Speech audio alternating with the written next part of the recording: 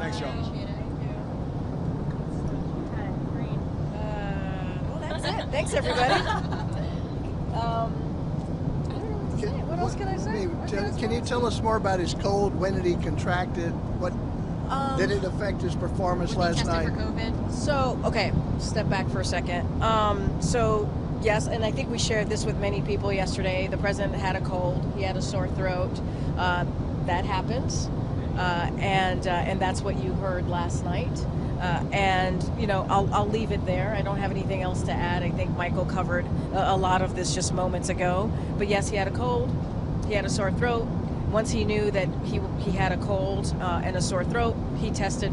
He certainly tested for COVID. It was negative, and then we moved on from there. Why did the White House wait until the middle of the debate to release that information? Look, I'll tell you this. Look, he had a strong debate prep week, and he got a cold, which happens. It happens.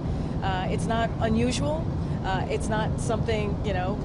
I mean, you don't share every time, you know, the president has a cold. It happened, and once he had the cold and had a sore throat, again he tested negative for COVID, and then we moved on. But just curious about the disclosure of that information. Tyler, he got a cold. It In happened. terms of when the sequencing, like instead of before the debate, in the middle of the debate, how you decide when to put it out. Obviously during the debate, we were asked if the president has a cold. We said, well, we were asked about his hoarse voice. We shared that he had a cold. We shared that he tested negative, and then we moved on. That's it.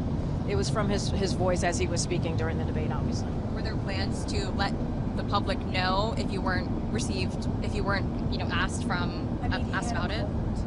It happens. He had a cold.